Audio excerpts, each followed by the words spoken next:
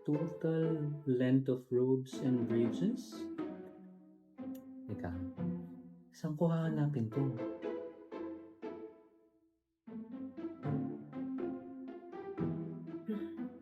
Alam ko na. Good morning, engineer! Good morning! May ginagawa po kasi akong research about LGU Infra Projects. Upo ka muna. Salamat po. Curious lang po ako.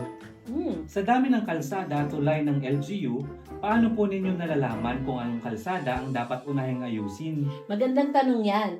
Dapat data-driven at evidence-based ang pagpaplano. So ibig sabihin po may data kayo ng LGU roads na ginagamit ninyong basihan kung alin ang mga dapat i-prioritize? Oo naman, meron tayo niyan. Ito ang LRBI website ng DILG.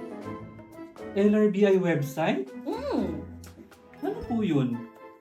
Ang Local Roads and Bridges Inventory o LRBI ay nationwide statistical system ng DILG na naglalaman ng mga inventory ng lahat ng mga local roads and bridges sa ilalim ng LGUs. Ginagamit ng mga LGU ang Road and Bridges Inventory System o RBIS.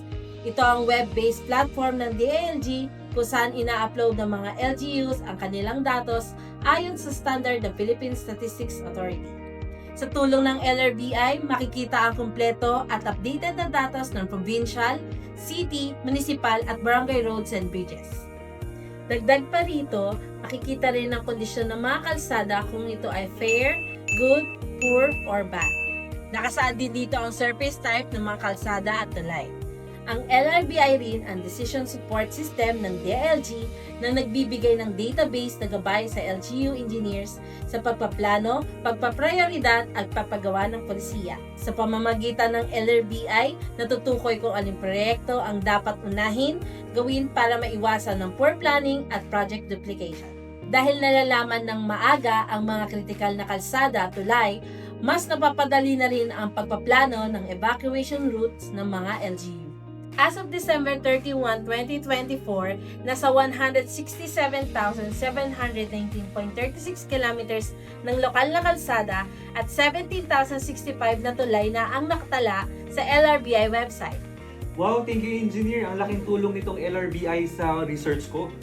Para ma-access ang LRBI website, pumunta lamang sa inyong browser at itype ang lrbI.dilg.gov.ph. Ayun, ang galing oh. Easy to access din pala itong LRBI website. O di ba? Now you know. Mga impormasyon dapat yung mabatid, sa inyo ay ihahatid. Ito ang Now You Know, Local InfraGov Edition, hatid ng OPDS. Building communities, paving the future.